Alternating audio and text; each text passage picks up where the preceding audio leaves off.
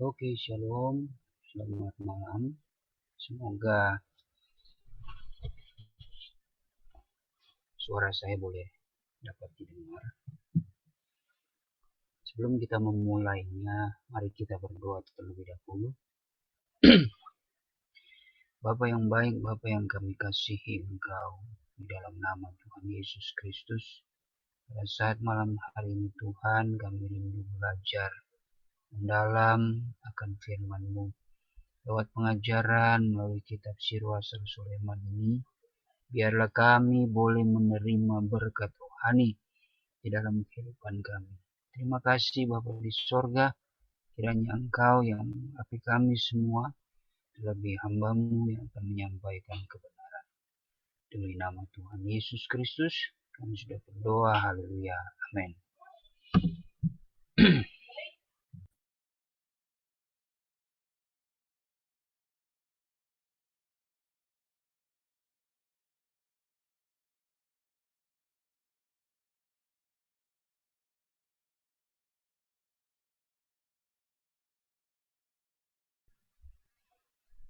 Ya, puji Tuhan.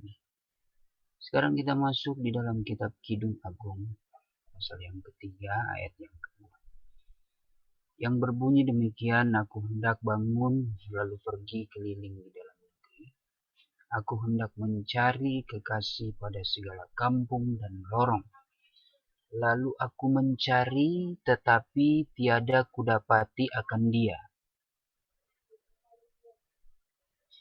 Ini dalam salinan lama ya, saudara yang dikasihi Tuhan. Kita akan belajar maksud-maksud firman Tuhan dalam ayat 2 ini.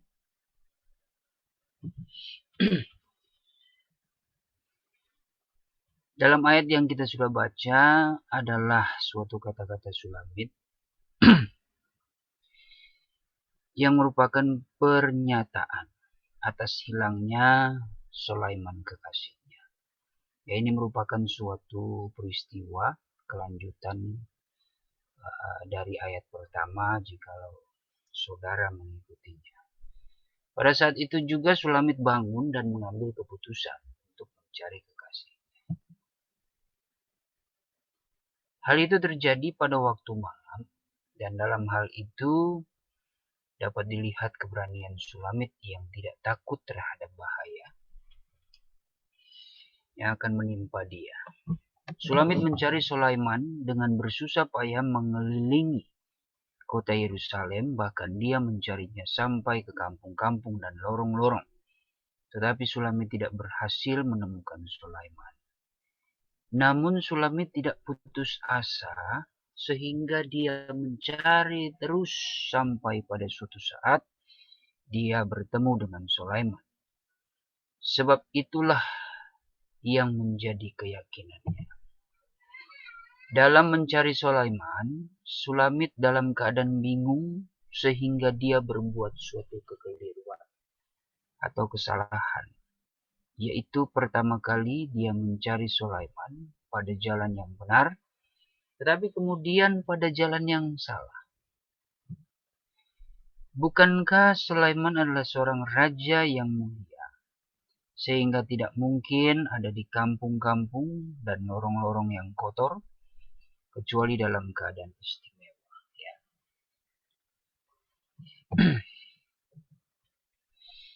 Jalan ke lorong dan jalan ke kampung adalah jalan yang kotor dan berbau busuk.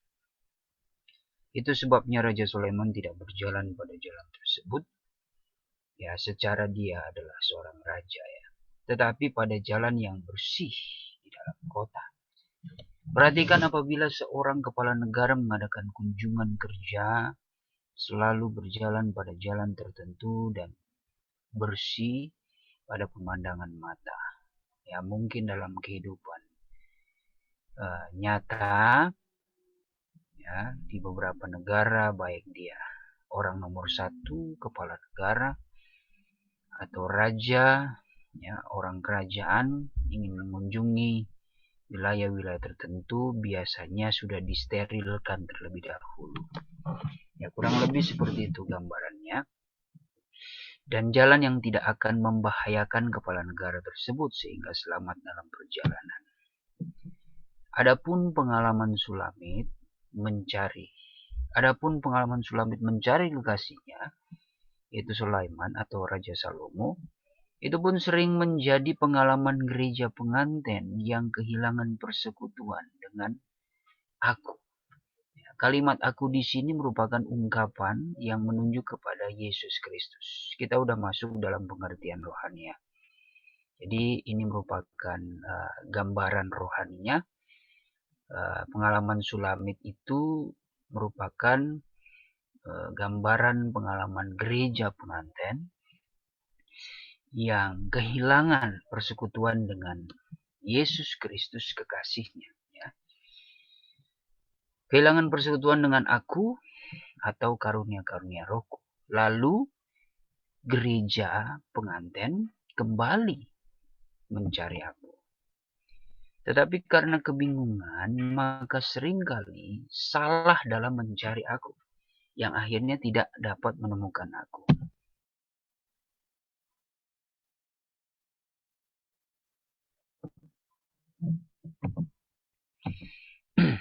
Akan membahas apa yang dimaksud dengan kalimat lorong dalam ayat yang kedua tadi ya. Hal pertama adalah dalam Amsal Sulaiman ayat yang ke-7, Amsal Sulaiman pasal 7 maksud saya. Amsal Sulaiman pasal yang ke-7 ayat yang ke-8 sampai ke-27, di mana kalau saya melihat di dalam konteks ayat ini berbicara tentang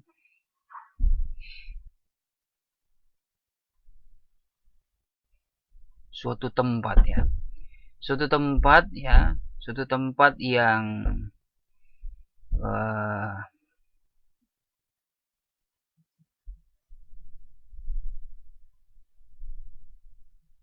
disebut lorong ya, adalah tempatnya perempuan tunasusila. Nah, kalau kita membaca itu dari ayat yang ke-8 sampai ayat yang ke-27 ya. Jadi banyak perempuan tunasusila di situ, di mana kehidupan perempuan ini melakukan hal-hal yang tidak pantas.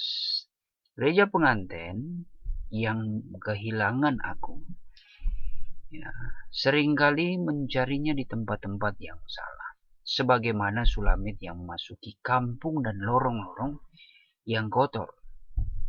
Dengan pengertian sebagai berikut. Gereja pengantin yang telah menerima kabar pengantin dan telah bersekutu dengan aku melalui karunia-karunia rohku, jika mereka kehilangan aku atau anugerah rohku, jangan sampai salah jalan dalam kembali mencari Tuhan ya. Yaitu jangan sampai pergi bersekutu dengan gereja yang bukan pengantin, yang di dalamnya terdapat pelajaran palsu dan sesat yang penuh dengan perzinahan rohani. Sebab gereja yang penuh dengan perzinahan rohani adalah gereja yang tidak mengalami aku. Tidak ada perjumpaan, tidak ada persekutuan yang intim dengan Yesus Kristus ya, sebagai Raja, sebagai kekasih kita yang akan melayani kita ya, ketika kita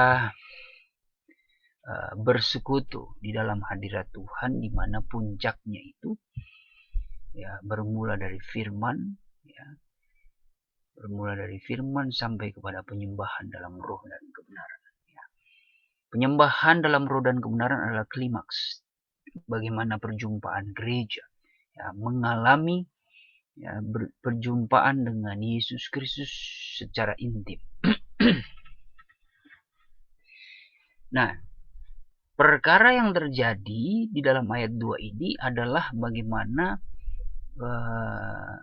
resiko gereja pengantin yang tertidur rohani akhirnya dia mengalami kehilangan yang amat sangat ya akan anugerah-anugerah roh, dan ketika itu hilang seringkali sulit untuk menemukannya.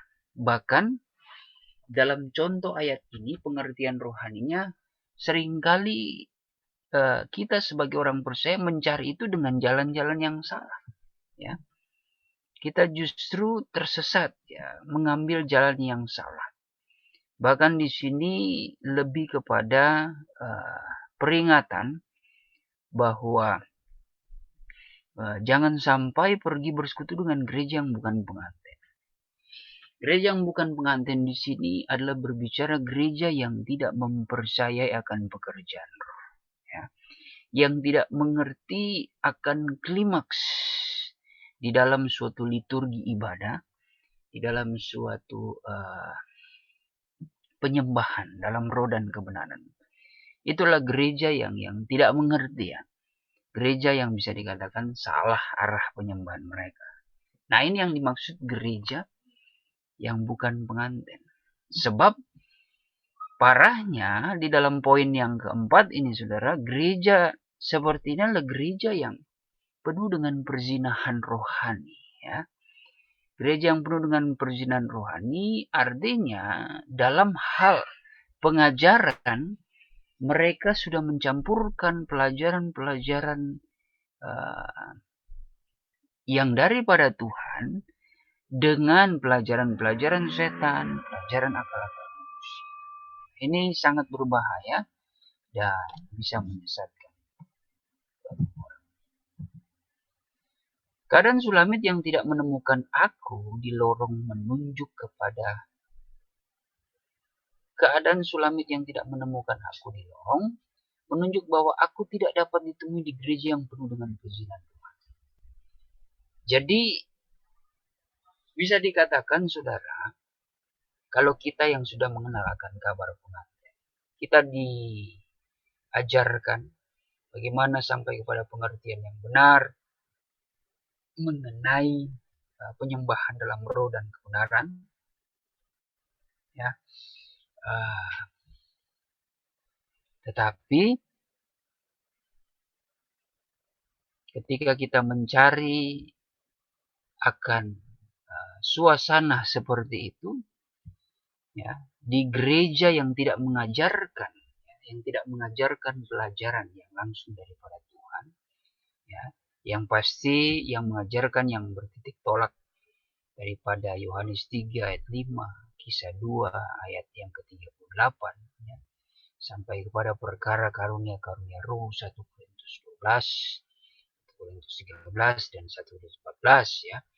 Dan pelajaran-pelajaran yang kita tekuni sebagaimana kita mengambil teladan gereja mula-mula di dalam Kisah 2 ayat yang ke-42, bagaimana Galatia 1 ayat yang ke-11 sampai 12, itu pelajaran yang diwahyukan daripada Tuhan dan ada yang diajarkan melalui karunia-karunia dengan landasan ayat Yohanes 16 ayat 13, 1 Yohanes 2 ayat yang ke-27, ya, bahkan wahyu yang diterima yang dinyatakan oleh Rasul Paulus kepada jemaat Efesus 3 ayat yang ke-3 sampai ke-4.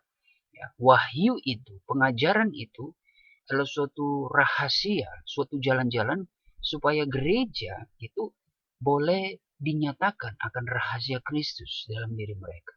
Dan rahasia Kristus dalam diri mereka ini, ya, dijelaskan oleh Paulus. Rahasianya itu kita bisa lihat bagaimana pengalaman jemaat Korintus. Di dalam 2 Korintus 11 ayat yang kedua, di situ jelas rahasia tentang wahyu, ya. Wahyu Kristus adalah rahasia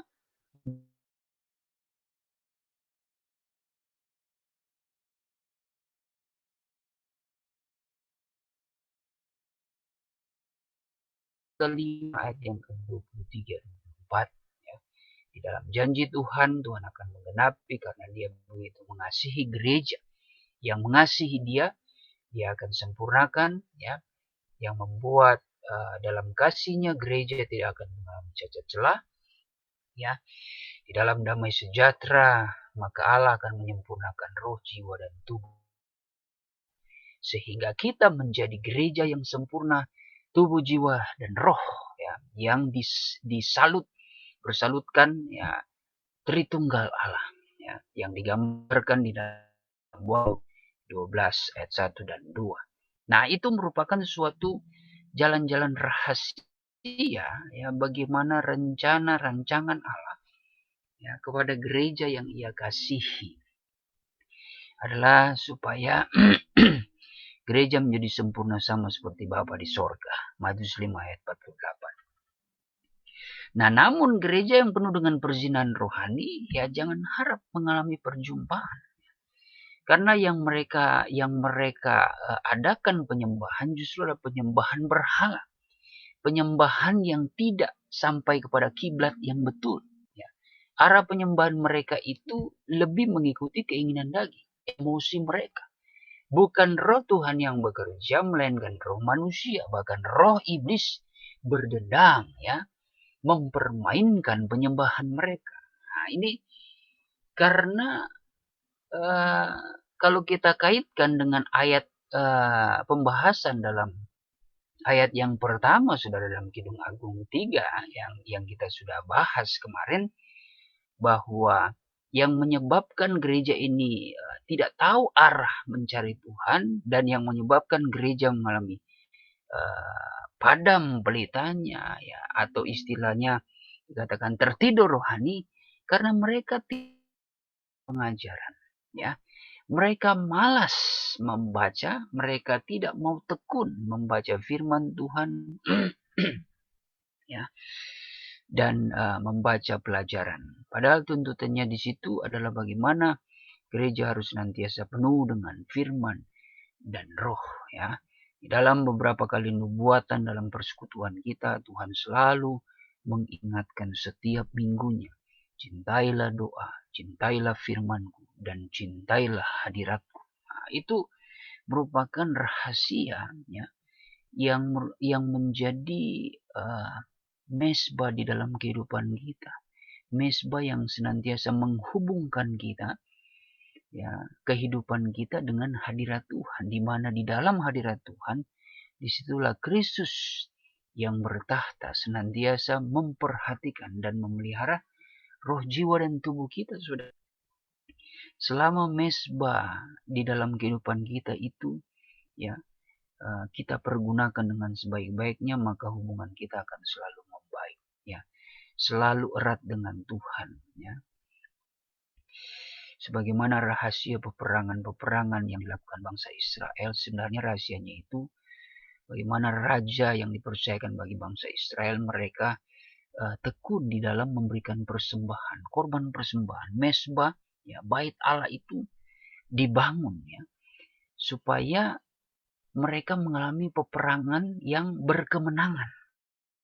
Nah, itu suatu rahasia menang bangsa Israel adalah bagaimana bangsa Israel senantiasa ya menyembah Tuhan. Selalu ada mesbah ya, mesbah korban persembahan.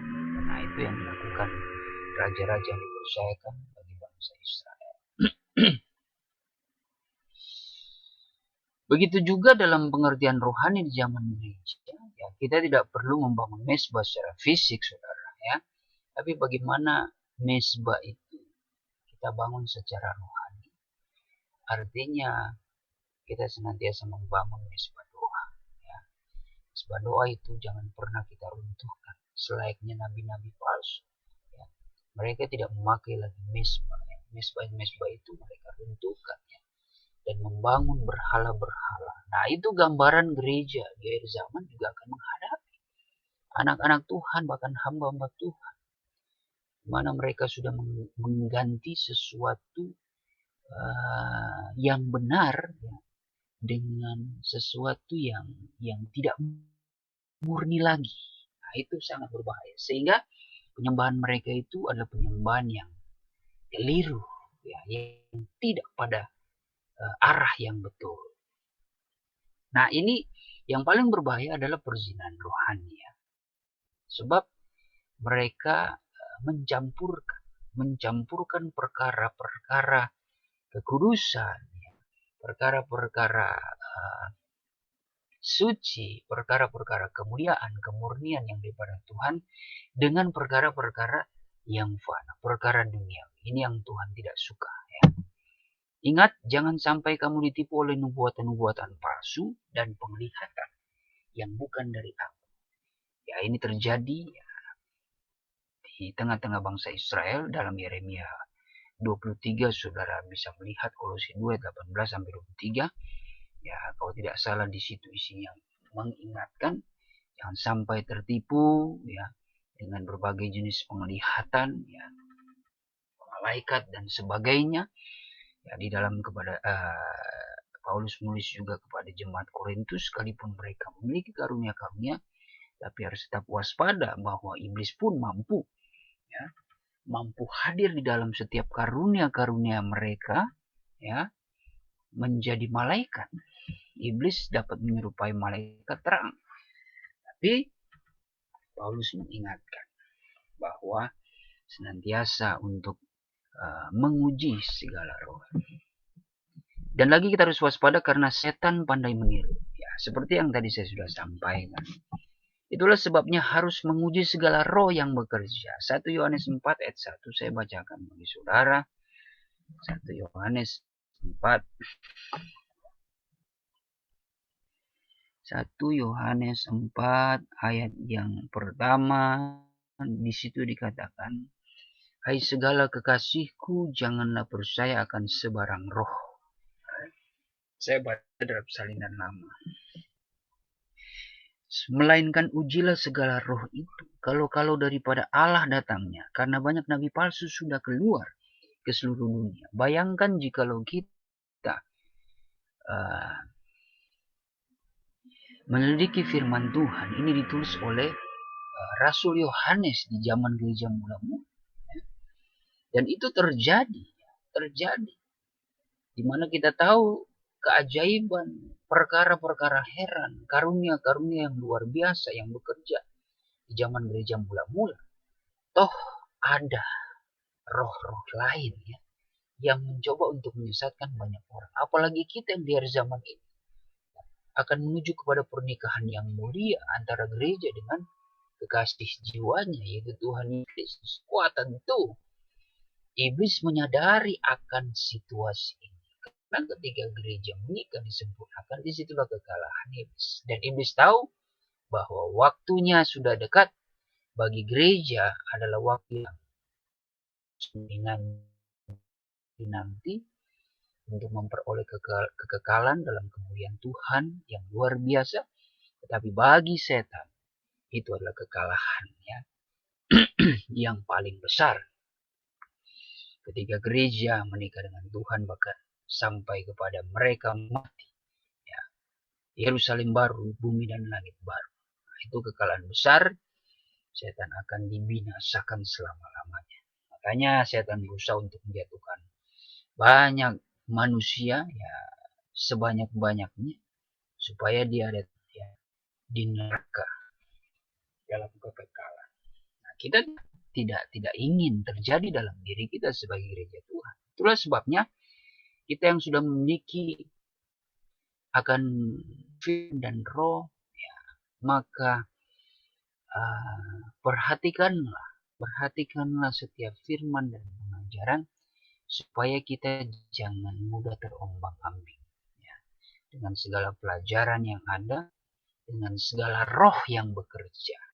Walaupun kita sudah berkarunia, tetap kita harus waspada. Sebagaimana pengajaran yang mengatakan harus waspada, karena setan pandai meniru. Ya, jangan merasa kita sudah lama dalam pelayanan. Seberapa lama Anda itu merasa merasa senior kah? Merasa sudah 30 tahun, 40 tahun, 50 tahun melayani? Dibanding dengan pengalaman iblis, kita ini bukan siapa-siapa, saudara ya. Dan iblis ini, kalau menurut kitab Daniel, kalau tidak salah, dikatakan dia memiliki hikmah. Jikalau Allah di dalam perkataannya, dalam tanda kutip, mengakui bahwa iblis ini memiliki hikmat yang melebihi Daniel. Nah, jadi jangan kita pandang enteng. Memang betul di dalam Tuhan kita memiliki hikmat yang luar biasa. Tapi ingat, di dalam pengalaman kita hanyalah manusia biasa. Ya. Terbukti ya, kalau kita mau jujur kepada Tuhan sebagai hamba Tuhan yang sudah lama berkecimpung mengiring melayani Tuhan pun, toh kita masih jatuh dan bangun di dalam iman, kan? Ya, itu terbukti memang iblis masih bekerja dengan luar biasa. Minimal kalau kita masih tetap kuat, iblis akan mencari soal. Mulai dari kaum keluarga kita, mungkin ada yang jatuh, atau mungkin dari keluarga kita, ya. Dia mengincar jemaat, umat Tuhan, atau teman kita, atau lingkungan kita. Mereka yang lemah imannya, mereka yang mudah tergoda. Nah, itulah betapa sulitnya ya menjaga kekudusan hidup, apalagi sebagai hamba Tuhan mempunyai tanggung jawab yang besar untuk tetap menjaga jiwa-jiwa yang dipercayakan kepada hamba-hamba Tuhan ya, sebagai seorang gembala untuk menggembalakan mereka, memperhatikan hidup mereka satu persatu dan selalu memagari mereka dengan doa dan air mata, dengan lutut, supaya Tuhan senantiasa memagari mereka, kehidupan mereka, dan mereka tidak terjerat dengan segala tipu daya iblis yang mencoba untuk menggoda mereka, mencobai mereka dengan segala keinginan dunia. Ya, toh kita saja yang hamba Tuhan masih sering kali jatuh, apalagi mereka yang sedang bertumbuh. Waduh. Jadi itulah namanya perjuangan untuk menuju kepada kesempurnaan tidaklah mudah. Tapi puji Tuhan kita dikuatkan ya, melalui pelajaran ini. Jadi ujilah segala roh. Ya, kalau sudah berbicara roh, hati-hati saudara. Sangat sensitif. Ya, sangat sensitif. Dan ini lebih kepada mengingatkan kita bahwa ya, gereja yang penuh dengan berzinan rohani adalah gereja yang mungkin mereka mengetahui, mengenal, bahkan mengalami ya, terang firman itu, mengalami bagian dari pekerjaan roh. Ya. Kalau dalam Ibrani pasal yang ke-6 ayat 4 sampai 6 ya. Mereka yang sudah diterangi hatinya ya, sudah mengecap ya, mengambil bagian di dalam karunia-karunia roh. Mereka sudah memiliki kuasa Roh Kudus. Tetapi mereka yang lebih mengikuti kehendak daging mereka. Nah, ini yang mereka menjadi fasik, namun dalam kefasikannya mereka itu memakai karunia-karunia yang daripada Tuhan. Inilah yang mendukakan roh Tuhan. Makanya ya lebih baik kalau hitam ya hitam ya. Harus berprinsip. Kalau jahat ya jahat sekalian. Ketahuan bukan orang yang munafik di hadapan Tuhan, dan Tuhan bisa berperkara. Mungkin dalam dunia realita kita berjumpa dengan orang jahat itu lebih baik kita dengan orang jahat yang betul-betul jahat. Setidaknya kita bisa membedakan ya. Tapi yang paling bahaya orang yang jahat tetapi berpura-pura baik. Wah, itu kita bisa apa ya? Kita bisa tertipu dengan keadaan seperti itu. Kita bisa tertipu dengan keadaan seperti itu ya. Ada ayat mengatakan ya, teguran kepada salah satu sidang jemaat yang ada di Asia Kecil, bahwa Tuhan tidak mau yang engkau panas ya, engkau yang suam-suamku. Lebih baik kalau engkau panas ya panas ya, dingin sekalian ya. Supaya engkau bukan menjadi orang yang munafik, setidaknya engkau ada pendirian. Kalau perkara engkau orang yang mungkin tidak mengenal akan kebenaran firman Tuhan, setidaknya Tuhan bisa berperkara dalam hidupmu ya. Yang bahaya engkau hidup di dalam kegiatan rohani, tapi hatimu itu jauh daripada Tuhan, penuh dengan niat jahat. Wah, itu bisa mencelakakan banyak orang. Nah, 1 Tesalonika 5 ayat 19 sampai 21 yaitu kalau tidak salah berbicara tentang tetaplah berdoa, ucap syukur, mungkin mengenai jangan padamkan roh, ya ujilah yang baik, ya, dan jauhilah kejahatan. Kurang lebih seperti itu. Yaitu segala sesuatu memang harus kita menguji. Hal yang kedua, gereja pengantin harus berhati-hati jangan sampai terlibat perzinahan secara daging. Nah, ini secara daging atau jasmani. Kalau tidak mau kehilangan karunia Roh. Jadi perkara rohani dan perkara jasmani, ya. Jangan saudara berpikir yang penting saya tidak berzina rohani. Saya setia kepada kabar pengantin. Tapi hidup saya itu berzina secara jasmani. Tidak bisa seperti itu. Nggak ada yang seperti itu. Tidak ada yang dibenarkan Tuhan. Ya mungkin jikalau kita mendengar cerita kasus-kasus yang terjadi di dalam tubuh gereja, ya mereka yang sudah mengenal kebenaran, mereka yang sudah mengenal kabar pengantin, kabar kesempurnaan pun toh jatuh dalam perkara daging. Ya. Walaupun mereka kelihatan saya kabar pengantin, ya, mati-matian, bahkan hidup dalam kefanatikan, tapi dalam perkara jasmani dia jatuh. Nah, apakah itu dibenarkan? Yang penting kan saya setia, saya menjaga kemurnian, tapi hidup kita itu penuh dengan percabulan. Nah, ini berbahaya. Ini berbahaya. Ya. Jangan sampai kita jatuh dalam hal-hal yang seperti ini. Bahaya kalau kita sudah membenarkan. Yang penting saya setia kepada kabar pengantin. Tapi berbuat dosa, berzina secara jasmani, oke. Nah, ini yang berbahaya seperti ini. Ingat pengalaman Daud pada waktu dia bangun tidur, dia melihat istri Uria yang sangat cantik dari tempat ketinggian, yang akhirnya Daud jatuh ke pangkuan istri Uria. Tetapi untunglah aku masih berkemuran kepadanya. Daud adalah gereja pengantin dalam ukuran perjanjian lama. Ya, jadi suatu gambaran, suatu contoh, ya. Itu diambil dari kehidupan Daud, ya. Gambaran gereja pengantin dalam ukuran perjanjian. Artinya di sini bukan berarti kita melakukan apa yang dilakukan Daud, tidak. Kembali lagi kepada 1 Tesalonika 5 ayat yang ke-19-21. Lebih baik saya bacakan bagi saudara supaya kita boleh senantiasa terjaga iman kita dengan hikmat-hikmat Allah. Dikatakan, jangan dipadamkan roh itu dan nubuat pun jangan diringankan.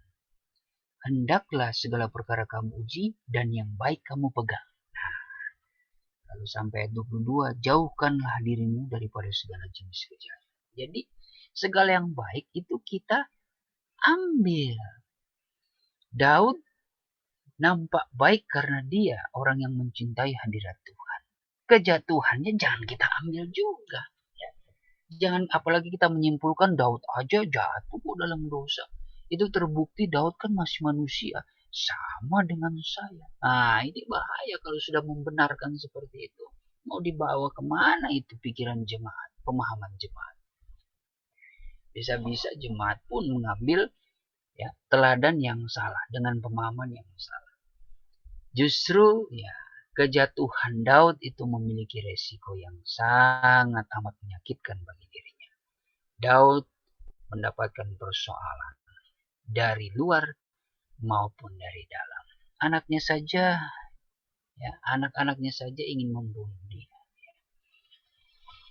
Terlebih musuh-musuh ya, di luar kerajaan Daud. Ya, itu pun atas izin Tuhan. Tapi yang berbeda Daud ya dari raja yang lainnya, apalagi Saul yang sebagai pendahulunya. Daud memiliki kerendahan hati. Konsekuensi yang dia sudah lakukan atas perbuatan salahnya dia terima dengan segenap hati. Dia tidak mengeluh, tapi dia berdamai kepada Tuhan. Dia mengakui dosa kesalahannya, dia mengoyakkan hatinya, dia merendahkan hatinya. Dia bisa memberikan persembahan yang terbaik, lembu jantan, ya domba, ya kambing domba yang terbaik, ya untuk memberikan persembahan sebagai korban persembahan penghapus dosa, bisa. Tapi dalam kalimat pemazmur katakan bahwa justru yang Tuhan inginkan itu bukan korban sembelihan, melainkan hati yang patah dan hancur, jiwa yang patah, jiwa yang hancur. Itulah yang merupakan korban penghapus dosa yang sebenarnya yang Tuhan. Kalau mau dipikir-pikir, Daud seorang raja, dia bisa memberikan yang terbaik. Tapi setelah dipikir-pikir lagi, semua itu, kekayaan Daud, jabatan Daud itu semua datang daripada Tuhan. Tuhan bisa memberikan kekayaan, harta benda, kekuasaan bagi Daud. Tapi tujuan Tuhan memberikan itu, bagaimana Tuhan menunjukkan kasih-Nya. Yang terutama wibawa kita sebagai anak-anak Tuhan itu adalah kepercayaan, anugerah. Kita mungkin tidak menjadi seorang raja di dunia ini, tapi kita menjadi orang yang dipercayakan lewat anugerah roh. Anugerah roh ini adalah kepercayaan untuk mengerjakan pekerjaan, pekerjaan surgawi, saudara. Jangan bermain-main. Kalau kita mendalami, merenungkan semuanya itu, maka sepatutnya kita jangan sampai jatuh dalam dosa. Kalau kita jatuh dalam dosa, berarti kita tidak menghargai kepercayaan yang diberikan oleh Raja di atas segala raja di dalam kehidupan kita. Jadi malam ini sampai di sini dulu.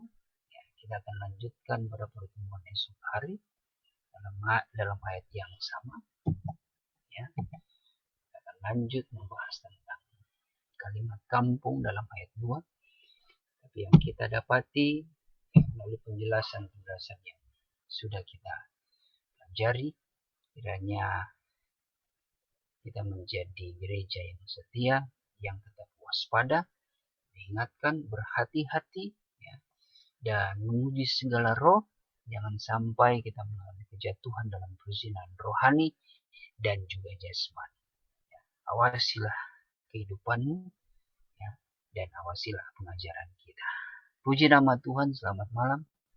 Kita berdoa, Bapa yang baik, Bapa yang kami kasihi, di dalam nama Tuhan Yesus Kristus, Kau Allah yang baik, selalu menyediakan keberkatan, perlindungan yang sempurna dalam hidup kami. Firman-Mu adalah perisai dalam hidup kami, agar kami boleh menahan segala serangan setan yang mencobai hidup kami, yang berusaha untuk menjatuhkan kehidupan kami, agar hidup kami menjauh daripada kasih karunia-Mu Tuhan. Tapi kami percaya kuasa firman, kuasa roh-Mu, pengajaran yang ada adalah kehidupan kami, yang senantiasa jikalau kami tekun setia memeliharakan pengajaran itu akan menjadi suatu jalan-jalan kebenaran bagi kami, akan menyelamatkan hidup kami. Terima kasih Tuhan, berkat rohani kami sudah dilimpahkan pada saat hari ini. Biarlah perkara-perkara yang lainnya pun kami tetap serahkan dan percayakan kepadamu, karena Engkau Allah Jehovah Jireh dalam hidup kami, yang selalu menyediakan dan mencukupi dalam segala sesuatu. Diberkati sidang jemaat-Mu, simpatisan, hamba-hamba-Mu, anak-anak-Mu, dalam segala aktivitas yang kami sudah lewati sepanjang hari. Kami boleh sehat, kuat Tuhan, bersama dengan kaum keluarga kami semua karena kasih karunia-Mu. Sebentar kami akan beristirahat, kiranya Engkau jaga lindungi kami, dan bangunkan kami esok hari dengan kekuatan semangat yang baru dan kemenangan yang daripada-Mu. Demi nama Tuhan Yesus Kristus, kami sudah berdoa dan mengucap syukur. Haleluya. Amin. Oke, shalom bagi kita semua. Sampai jumpa besok pagi dalam Beston. Dan salam sehat, salam buat keluarga di rumah. Tuhan Yesus memberkati. Shalom.